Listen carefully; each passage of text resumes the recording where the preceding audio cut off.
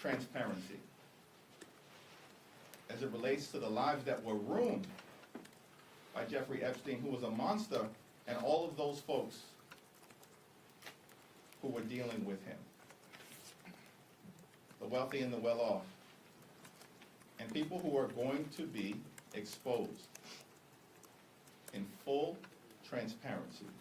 That's been our commitment from the very beginning, and it's closer to happening this week. The House will act decisively, the Senate needs to act, and Donald Trump just needs to step out of the way and let the chips fall where they may. Now, in terms of the first part of your question, I have no idea what Donald Trump is talking about. I certainly haven't had a conversation with him. I have no visibility into Leader Schumer having a conversation with him. I don't know a single member of the House Democratic Caucus who's had a conversation with Donald Trump. These people continue to bury their heads in the sand and then lie to the American people. This is not that complicated. Time has run out as it relates to extending the Affordable Care Act tax credits. The most viable path forward is for those Republicans, all we need is a handful, to join our discharge petition, just like a handful joined the discharge petition related to Jeffrey Epstein and those files. All we need is a few Republicans to join the House Democratic Caucus discharge petition, and we can extend the Affordable Care Act tax credits for 3 years to provide the American people with the certainty that they need that their health care costs are not going to explode. Leader Jeffries. Hold on. Third row. Thank you. Congresswoman Marie Gluesenkamp-Perez has moved to formally disapprove of Congressman Jesus Garcia for his kind of maneuvering with his re-election bid. I'm curious what's your stance on that and whether you're telling Democrats to vote against formally reprimanding him. I strongly support the motion to table that will be brought this evening, and I expect that it will succeed. Leader Jeffries. Thanks. Third row. Do you think that the manner in which Congressman Garcia retired abruptly for only his chief of staff to take his place, do you think that was wrong? Here's what I think. The American people are focused on the high cost of living in the United States of America. That's what they're focused on. The affordability crisis, that's what the results were all about during the first Tuesday of this month, when Republicans were select throughout the country. Because they had failed on the economy, and Democrats actually have a vision all over the country to drive down the high cost of living and deal with the affordability crisis that exists in the United States of America.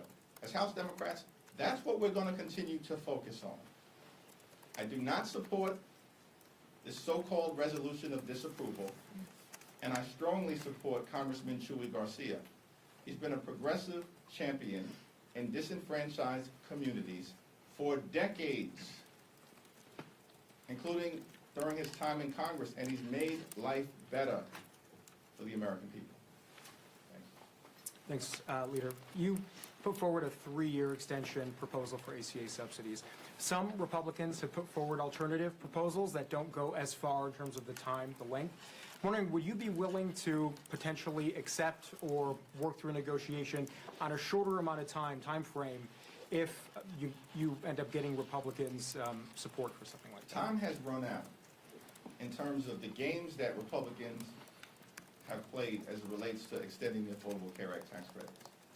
Now, in July, Republicans rushed back to Washington. Why? So they could enact the largest cut to Medicaid in American history. In the same bill, they ripped $186 billion in funding from SNAP, the largest cut to nutritional assistance in American history. And in doing so, literally stole food from the mouths of hungry children, seniors, and veterans. And all of that was done, setting in motion closures of hospitals, nursing homes, and community-based health centers. All of that was done in that one big ugly bill. Why? So that Republicans could reward their billionaire donors with massive tax breaks. And then they made those tax breaks permanent. Those massive tax breaks for their billionaire donors, they were scheduled to expire on December 31st, the same day as the expiration of the Affordable Care Act tax credits. But Republicans could not be bothered to keep health care affordable for working class Americans, middle class Americans, and everyday Americans. These extremists are unserious.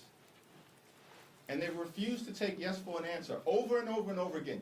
Leader Schumer put forth a very reasonable proposal, a 1-year extension, plus a bipartisan commission to discuss what happens relative to health care affordability moving forward.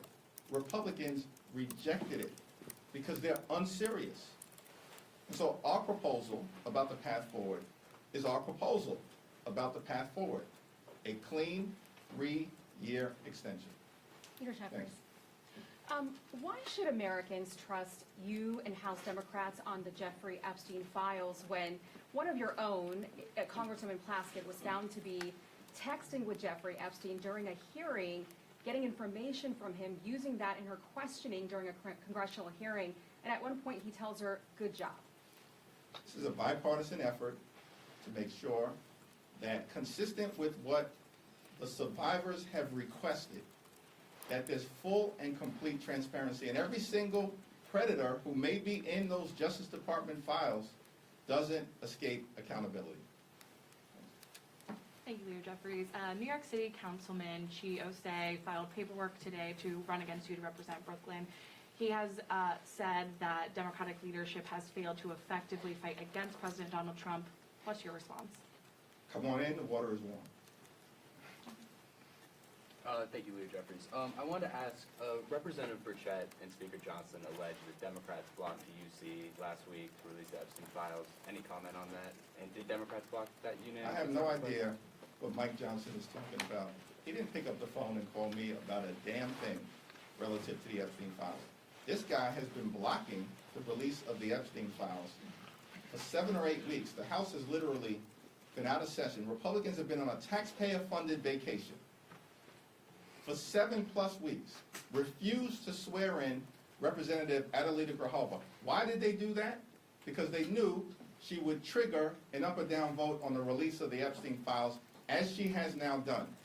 And we're supposed to believe Mike Johnson's crying wolf now, saying all along it was Republicans who wanted to release the Epstein files?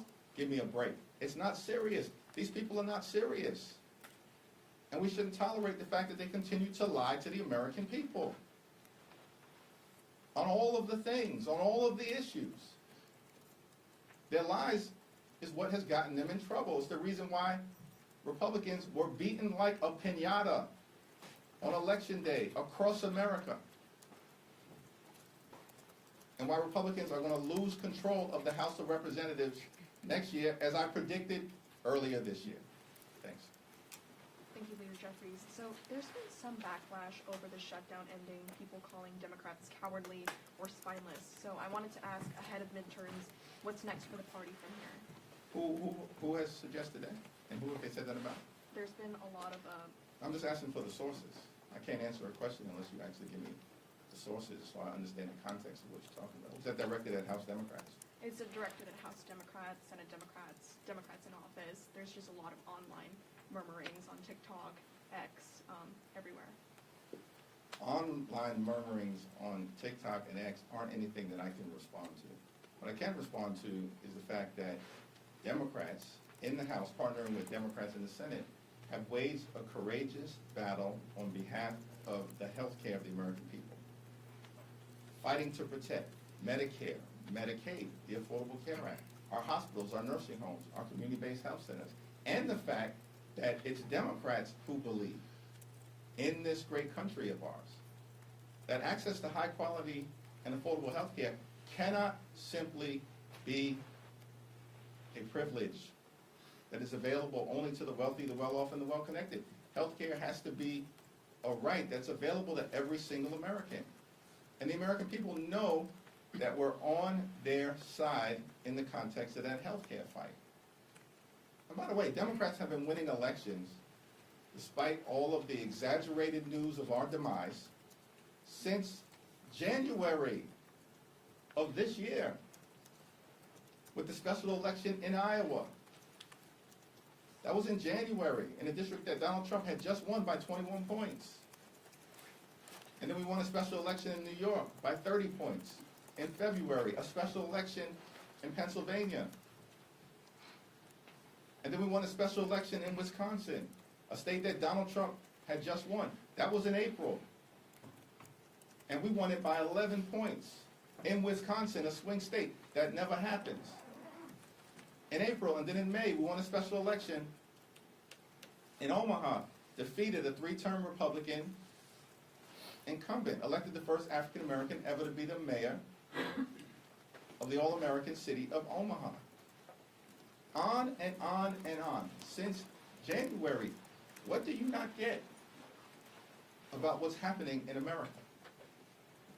And the fact that the American people have rejected Republican extremism, and over and over and over again, time and time again, through the most recent election, embracing Democratic candidates, the Democratic platform, and the Democratic Party. Our House Sorry, Dem- Devin? Obviously, there's no commitment at this point for any sort of action on this Epstein bill over on the Senate side. If it gets a veto-proof majority, if we're talking 100-some-odd Republicans and they don't take it up over there, what does that tell you? What is your reaction? Well, I think it's going to be important for Senate Republicans to follow the lead of what is going to be a strongly bipartisan vote in the House. Obviously led by Representative Massey and by Rowe. And I'm thankful for the leadership of both of them. But it's going to be strongly bipartisan in the House, and it probably will be a veto-proof number, certainly given the fact that Donald Trump has just caved once again, spectacularly and publicly, and now wants to pretend, lie to the American people, that Donald Trump all along has been interested in the Epstein files released. Really? Literally, just a few days ago, you summoned Lauren Boebert to the Situation Room. Epstein cover-up. Think about this. This is where we're at in America. John F. Kennedy, who created the Situation Room and was in the Situation Room in 1963 during the Cuban Missile Crisis. Bill Clinton, in the Situation Room, dealing with the tragedy of the Oklahoma City bombing in 1995. President Barack Obama, in the Situation Room in 2011, during the successful raid on Osama bin Laden in Pakistan. But in 2025, this is what it's come to in America. Donald Trump is using the Situation Room to advance the cover-up of the Jeffrey Epstein files. This is why Republicans are being rejected all across the country. These are both unserious and dangerous people at the same time. Saudi Prince Mohammed bin Salman is meeting with the president tomorrow, and there's talk of him coming to the Hill. If you had the opportunity, would you participate in such a meeting? And just in general, what's your response to him coming up here? Yeah, I haven't had the opportunity to formally review any invitation relative to a possible visit to the Hill, but I'll review it in good faith, as we always do with respect to foreign leaders. Do you have any concern, just given his involvement in previous years in the killing of the Washington Post journalist? I look forward to having that conversation with Gregory Meeks and Adam Smith and Jim Himes about what will be the appropriate approach. Thank you. The clock's already ticking towards January 30th. Can you report on any progress on the appropriations bills? Are we making any progress on minibus 2? The Senate's going to be out for Thanksgiving, Christmas. I'm just wondering if we're going to be facing another shutdown sort of scenario. Well, our approach as it relates to the upcoming government funding deadline on January 30th is going to be the same as it's always been. We reject a my way or the highway approach. But we, of course, as Democrats, are willing to lean in to finding a bipartisan path forward to enact a spending bill that meets the needs of the American people in the area of health, public safety, and their economic well-being, which means finding ways to drive down the high cost of living and reverse the failed Republican policies that have made life more expensive in the United States of America.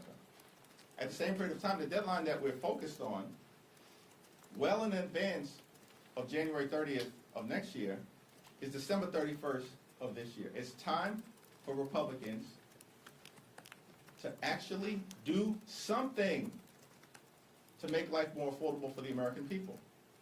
And the path in front of us is to partner with Democrats and extend the Affordable Care Act tax credits so that tens of millions of people do not experience their health insurance premiums dramatically increasing to the point of unaffordability. Because if that happens, it affects everybody across America. In fact, I think the 10 states most impacted if the Affordable Care Act tax credits are allowed by Republicans to expire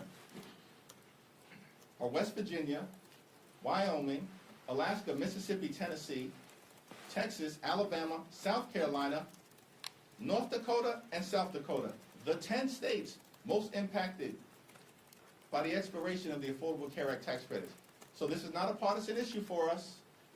This is a patriotic fight to protect the health care affordability of the American people in the midst of a devastating Republican health care crisis that is ruining lives, including in rural America, all across our great country. Thank you all. Thank you. Leader, if the president's name is not found in the Epstein files, will you accept that?